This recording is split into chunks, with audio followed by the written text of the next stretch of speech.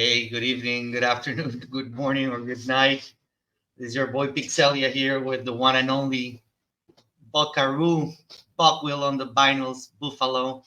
What's up, Howdy, my man? brother. What's up? Yeehaw! Yeehaw, what's up, What Pixelia? up, brother? How It's are you, good to man? have you back. It's been a while since you were here, so I can, like, my face cannot hide it. I'm just happy to have you back. Me too, man. I'm super happy to be back. Super happy to be able to discuss with you once more, and super happy to be here in DG. Let's go. You've been busy, bro. It's been it's been a long year for you, based on what I see. I've So been, yeah, it's been a very wild ride, especially 2023.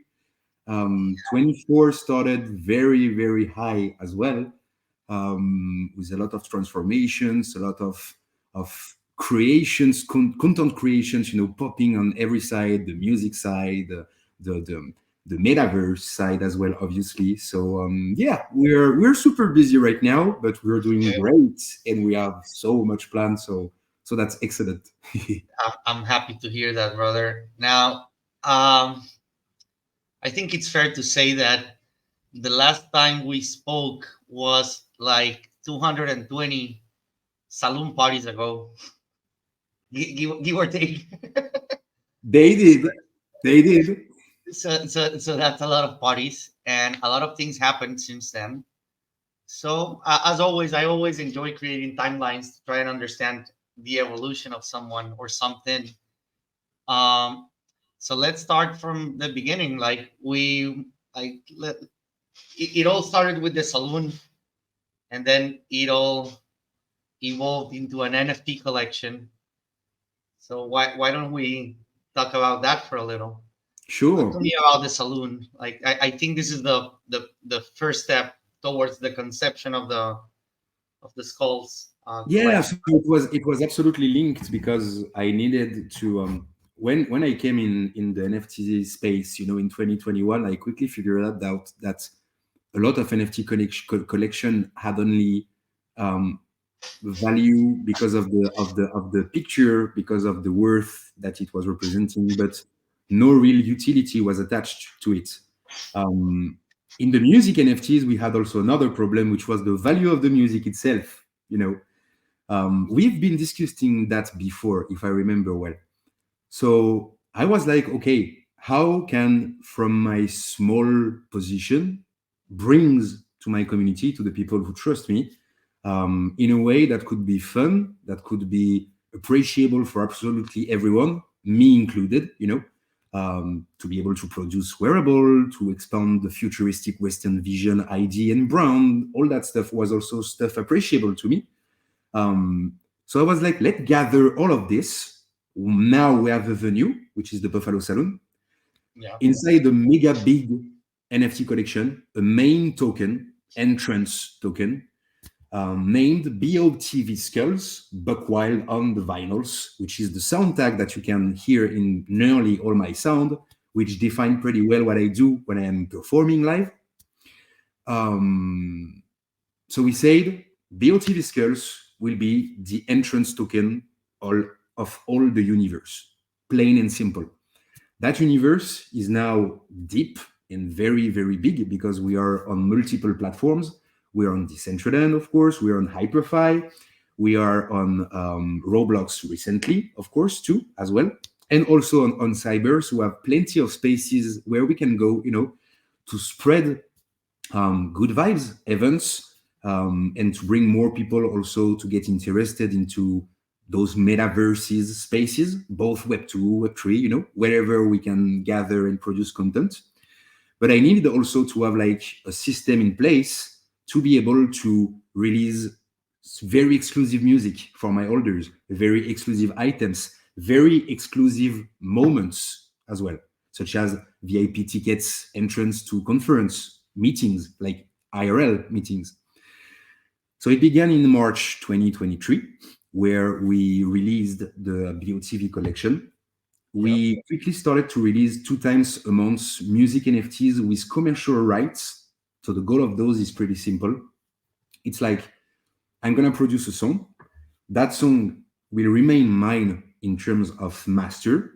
It's deposited, like it's on my name, so it's I am the owner of that song, but I am giving through a license commercial rights to a defined number of people, of wallets, of course, that will be able to use the song in different manners that are established inside the license. Okay. And of course, a lot of manners that are great for the people that will use it.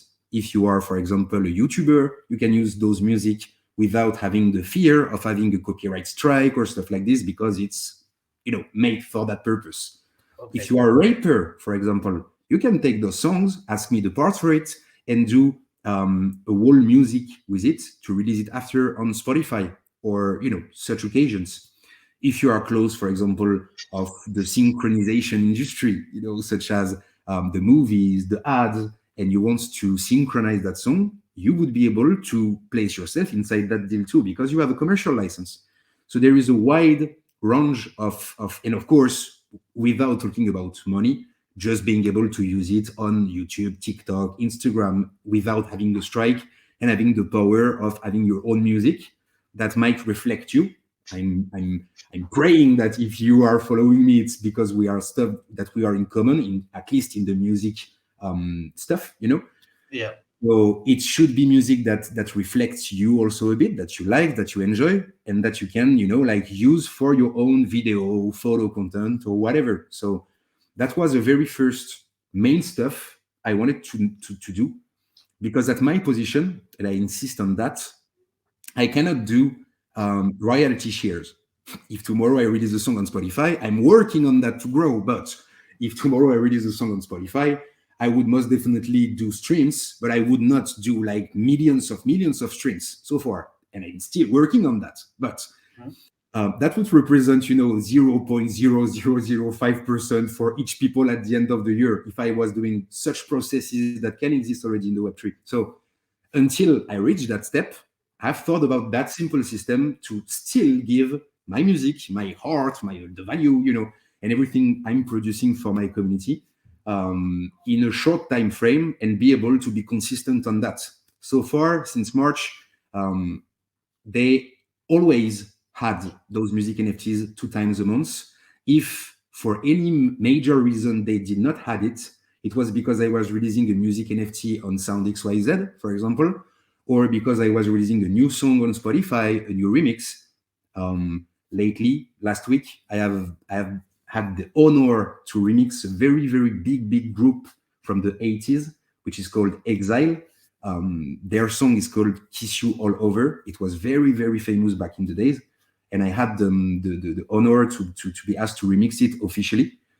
So it has been released on the 15th of this month. So obviously I couldn't, really do two releases a day. But except that we always maintained, that path of releasing it 2 times a month. But on top of that, we have also wearables, Mhm. a whole outfit, five of those to be precise, two items for man, two items for women, each time for the upper body and lower body, Yeah. plus the cowboy boots. Plus the cap. So it offers a wide, a complete, sorry, outfit that people can wear, which is of course futuristic Western that has been designed by the master Michi Todd. That I shout out you, bro. Shout out Um, to him. Yes, master of wearables. yes, sir. And so we've done that also to be able to like pair the music creation with also 3D assets that people could own in their wallet. Mhm. On top of that, we are also and we have released a lot of golden tickets. So, for example, if I do a special party and I'm gonna drop a list of wearables that we are gonna give away through several events, for example, the Metanesa Bull competition. When you ride a bull and you have to stand on the bull as much as possible, stuff like this. So all those concepts we were doing before, when we were giving away some items, we were offering secured spots, like 5, 10 of them, for the BOTV holders to be able to have a secured wearables, even if they're, like don't really succeed the game or stuff like that. Mhm. So we've also proposed that. And lastly, as I said, very special bond, because when I go performing in another country or inside my country, which is France, in a place where I'm nearby my community, I always can bring a list with me, small list. So we are offering the ability also to the people that are following the project to join us at the conference and to be able to see the performance, of course, to meet and to have fun all together during the conference. So we've done that in Portugal at the Blockdown Festival last year, where 3 or 4 people of the BOTV community came and met us. So it's something really really important for us. That's also why we've done a US tour in October, to really celebrate and strengthen, like the bonds that we have created with all the community all around the world. And we have already started to do that all over Europe throughout our gigs and stuff. But in USA, it was really a first time. So we've been able to meet a lot of BOTV holders, a lot of Yeah, community. there was a recent trip to the United States, right? Yeah, yeah, Let me stop you for a second there, because I wanted to ask you some questions on on what you were saying before, like how the ecosystem was created around this initial NFT collection, right? Um, there is something that I want to ask you that maybe you just didn't mention it, which is the Bufa token. This token, correct me if I'm wrong, is what feeds the ecosystem as well.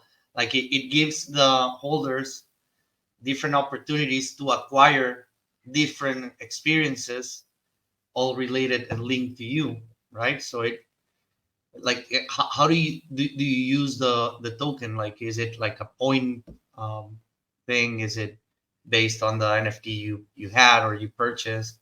Is it based on the amount of NFTs that they hold from sure. Buffalo? How does that So work? so basically, thank you, bro, for the question. That was the absolutely next chapter. um, Once you have understood all of the content that can be earned when you are holding a BOTV skulls, it's indeed a good thing to understand how you can um, earn those. The BOTV skulls or NFTs that gives you on a daily basis the Buffa BUFA token, depending on the rarity of your skull. If your skull, for example, have diamond horns, if it has a gold structure, or elements like this, it makes your Buffa token distribution go up daily. That token do not have any financial value. It's Uh-huh. a system which is made to redeem those items, uh, Yes. a point system, if we can make it like this. Yeah. But that's a true token, which is like a real crypto, but do not have any like financial value. It's really like a point to redeem various stuff such as the wearables and everything that I've explained before. Once you have um, more than one skulls, all of those, of course, skulls are combined to give you a more big amount of buffer that are distributed a day. And just to finish on the benefits, because I had like one main stuff I wanted to say regarding this, the trips, the bond with the people, and lastly, the bridge with other spaces. Because we've developed that experience on Roblox, we've been able to offer the BOTV holders benefits and privileges inside the experience that we've made inside Roblox, Futuristic Western Okay. City, thanks to the BOTV program. So we are really trying to not being stopped, by any barrier, and really like offer to the people that comes in our Web3 journey just a slice of the whole journey, you know. This So would be like the game passes. You mean like the absolutely. Yeah, game passes you released for yeah. the. Game passes, Like, VIP this was benefits. released initially for the BOTV holders. Like it was one of the benefits, right? Yeah, like one most of the features, like most of the VIPs features that you can find inside that world have been accessible for a very limited amount of time Okay. for the BOTV holders by redeeming, thanks to the buffer tokens, some NFTs to be able to have those. So we are really trying to make efforts to bridge every types of web, as we could say, Yeah. because the journey is very big and rich everywhere. And if we can have, like a lot of experiences, I think that can really be a good thing. So that was like the last point. So yeah, as much as you have buffer tokens, as much as you are able to benefit from all of those various stuff. Yeah, amazing. So, like, what you're trying to create, correct me if I understood correctly, is a multiversal um, NFT gateway collection that allows you as a creator to just expand on the experiences that you can offer your community while you grow the community itself. Because I can see the value on, if I have a non-cyber experience, then maybe all the people that are in on cyber that have never been to the Centraland or Roblox or Spatial, they're just gonna go there and Yeah, check it out, yeah, which creates which ultimately creates what we want, which is onboarding people, right? We want the space to grow, and based on what I see, also this is all blockchain powered. Like there's a whole structure there created around blockchain technology to give you to empower you as an artist, but also to bring value back to the community, which leads me to my next question, and that is, like, why did you decided on creating this ecosystem rather than doing it in a maybe in an easier way? Because I don't see a universe where what you created is easy to do, right? I'm sure that it took you a while. I'm sure that there's a lot of hours involved.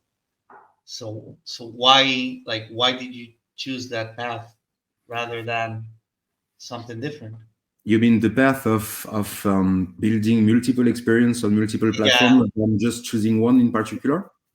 yeah, because the way I see it is like most people are trying to marry with one platform. Yeah, I think, and I've been discussing this for a while, like each metaverse has a purpose, right? So it's not like they're competing between themselves, because each one is so different from the other that it's like comparing apples and oranges, right? yeah, You need to compare things when they're equal. If they're absolutely. not equal, you just don't compare them, right?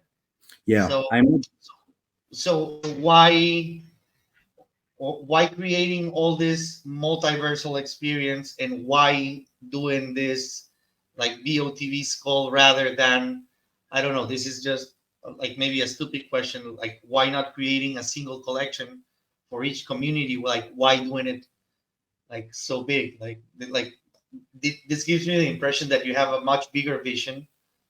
And I am also asking you this because I know that you have been doing a lot of shows in real life as Buffalo, like with your futuristic Western, concept and project. So, like, talk to me about that. Like, what is the like the macro vision maybe for the so project itself? basically, for the first question, for the question which says that why choosing multiple platforms, because I feel we do not belongs to anyone first. Very first, we do not belongs to anyone or to any sorts of platform of corporations or stuff like this. We certainly deserve respect to the platforms that brings like success and the things that you're looking for. But it's good to establish boundaries between the reality, you know and meta life, let's say it like this. Yeah, um, that's mostly why the philosophy here is more to explore all the tools. Well, not all the tools. Other, if we were doing that, we would lose all the time, all the days to explore 100 platform a day. But to explore as much tools as possible, um, because we're in an era where it's moving that fast, where nothing is engraved in the rock, and Yeah. that we need to be aware. We need to know what really is working, who are showing some proof of innovation, uh, what are the real requests, and damn, I don't have the English word, but what people need, Like the really, needs, what people, the needs of yeah, the. the needs, exactly, like the needs of the young generation, of the not so young, but like teenagers, young adults, all the people at the end who carry that next moves. um Yeah, so yeah. it's I think that the more metaverses you explore, or the more tools you explore, the bigger your perspective becomes, yeah, because it all comes down to perspective. that's the stuff that's And when you only have one perspective, you're gonna be like this. yeah. The more perspectives you have, starts to It's widen out. since day one, my bro, I always say one stuff is that the metaverse is not so far from the reality on so common point. I've coded, like the expression and the transfer of energy that you're having when you're doing a metaverse show with the public, with the people and stuff like this. At the end of the day, it's a bit the same when you are in life and you are traveling a lot. When you are traveling a lot, you're seeing a lot of stuff. So you're able to have like that perspective that you're explaining so well right now. When you are never traveling, it's not the same. I'm not saying it's bad. I'm just saying that if you don't have the opportunity to do trips and to like see a bit of country, like we say in France, like to see a bit of To go and see the world. Yeah. elsewhere, you're just so short-minded. And I feel, unfortunately, that it could be right too for the metaverse if you are just defending one flag and one flag, where at the end of the day there is good everywhere, and you're not an enemy of anyone if you're just curious to explore everything. So that's more the stuff on cyber, for example. That was a really move from the heart, because it was the very first platform I have set up, like a museum with like NFTs back in 2021. So I really wanted to do something there back in 23 last year.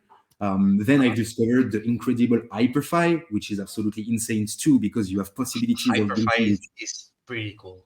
Yeah, that's really, really insane. Decentraland, of course, that we do not present anymore because we perfectly know it. And ultimately Roblox, which is not Web3 powered, of course, but which offer a huge panel of creator tools. Oh, but Roblox is pretty cool. I downloaded it in my phone, and it runs like pretty smooth, to be Yeah, honest. that's a great platform. So yeah, Yeah. it's about having the possibilities of seeing what's happening everywhere, and not placing myself, but trying to as an artist understand what I could do for my community, what could makes the gathering even better, even more immersive, where I could grow the community better too. Yeah. Find more audience, where are the most interesting tools, the most interesting experience I can set up easily. It's more about this, and ultimately, as you said, of course, continuing to growing the community by doing ERL shows, constant promotion on TikTok and Instagram, releasing a ton of mashups for the DJs, a ton of remixes for the DJs, songs on Spotify and traditional platforms. We are trying to be everywhere, and we are so Yeah. far Yeah. Yeah. Talk to me about the music NFTs that you have been releasing now. Like I've seen that you have been releasing some new productions on Sound XYZ, yeah. and I think there was another platform. I'm not 100% sure right now, but I know that you have been releasing songs. Are these productions also part of BOTV collection, or is this something No, that's like surprise. That's parallel? yeah. So basically, I've made a little pause on the music production because the rhythm with the saloon back in the days last year was really really big. We were doing like 3 4 shows a week, so it was difficult Yeah, for me to keep up with my own music production. I resumed that in November, December, and I released my new songs that I have made since quite a while with Jet Black, which is named "Devil Ain't an Only Child." So that's a yeah, Spotify release, like traditional release. yeah. Short after that, I have released in January one song which is called Dallas 2058 with my dear Chase the River. Chase the River was a singer that began in 2021 at the Rocking Unicorns. Shout outs to you, fan, if you are around. To and has an incredible voice. Unfortunately, he had to stop for a while, but we kept contact and kept making music together. So he came back to Web3, and we've released on SoundXYZ as an NFT an incredible futuristic Western song. It really reflects, the whole spirit of it. I'm pretty proud of it, which is called Dallas 2058. 1 month after that, I released another song on SoundXYZ, which is called Here Comes the Night with Real Ifa. And Real Ifa is none other than Chania Twain's Man, I Feel Like a Woman official remixer.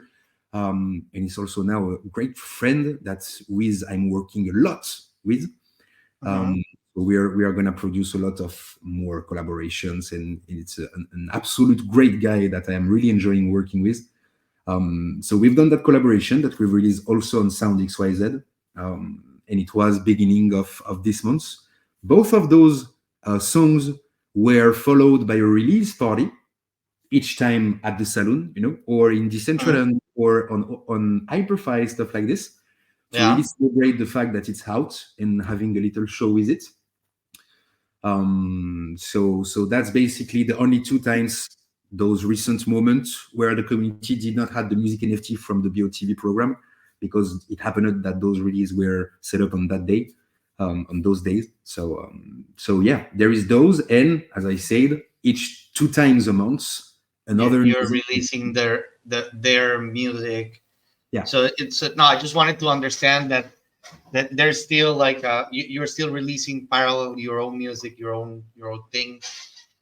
Let me ask you something, because this I saw on Twitter. Um, I may have seen your SoundCloud on like maybe spot 23, 13. hmm You were climbing climbing on the charts. Which song was it? That Oh yeah, it was my remix of Beyonce. I need to check where it is, by the way. Like, where are the stats now, because I have a bit forgot about it. But yeah, it's I'm making constantly a lot of remixes, mashups. Basically, when I do a show, all of the music I do is music that I have remixed or mashups myself. So it's music, for the mashups, for example, from other artists, that I'm gonna blend and mash together to create a new Yeah, I banger. can I can vouch that you take suggestions from the audience, sometimes myself being Yes, the sir, audience, precisely and you. then you remix the shit out of the song and then blow people's minds on show. I can vouch for that. I can, like, this is Pixelia certified. That's right, bro. You did not make me discover Culture Wall, but you did send me an excellent song which is called Kate McCadden. I remember, and I've made a bootleg of Yes. it. So yeah, appreciate that. Yes, Um, I don't know if I ever told you this, but I am a huge fan of the banjo, the like oh yeah, the banjo, instrument. the instrument, Yeah, and the use of banjo. Like, yeah, there's well, like I think personally that you can see how a song changes if you put a banjo in it yeah, every yeah. single time. Like, it just creates a whole new vibe. So I'm Absolutely. always exploring, things with banjo, and then every time I bump into something that I think you're gonna like, I send it your way. Oh yeah, man. It's it's yeah. a it's a good experience. You do, and I appreciate you for that. But really. and it's true. Like the banjo is a very fascinating instrument. You can do so many great stuff with it. Cultural, but like everyone from the 60s to today, I'm really trying to give it a special touch when I can. So it goes for the mashups that I'm releasing as a pack for DJs. So each time, it's a pack of 10, 15 mashups that I'm giving for free. Or it's remixes, so just one per one that I am throwing also away with um, sending my work also to DJs and other artists. That way they can play it and they can make the crowd appreciate those. So it was the Beyonce one because, as you know, Beyonce is releasing an incredible country album on the 29th, if I Yeah. remember well. So she done the Texas Hold'em one with the 26 carriage. Or I don't know exactly the name of the second one. So I was like, okay, I need to like the Texas Hold'em really hit me the first time I've listened to it. So I was like, I need to do a remix. I need to really, like have a version of it. I've made a remix and it's doing pretty well. So I've it landed on the charts, of the remix platform I'm on. So it's a great stuff. Yeah, like great news a bit everywhere. And let me ask you one, like, this is something that just came to my mind. These songs that you're releasing, like the ones that you released in Spotify or Sound XYZ, these songs, you are producing them from scratch, right? Yeah. These are not these are not remixes, these are not mashups, these No. are No. like you from scratch. Yeah. You're doing everything, the lyrics and everything. Yeah. Okay, so this is like, let's say this is as futuristic as it gets. Yeah, this is really the heart speaking. It's there is like the mashups. The mashups are of course also defined as futuristic western because we are talking about that whole mood. But it can represent music from the Peaky Blinders to very old and traditional westerns to very rock music from the US, probably not from the 60s, but more from the 70s or 80s. That's a whole mindset that thanks to all the shows that I've done, I've made evolve. Futuristic westerns today really represent all the music from all kind of era of USA, which is very infused in country, folk, rock, and blues, of course.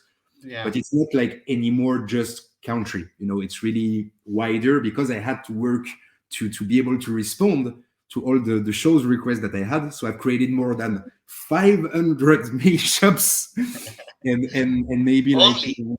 around 70 remixes. So I'm spreading those, little per little to all the DJs to be able to spread the vibe.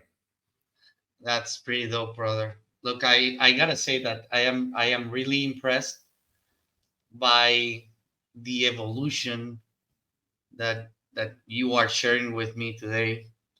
Like, I am impressed.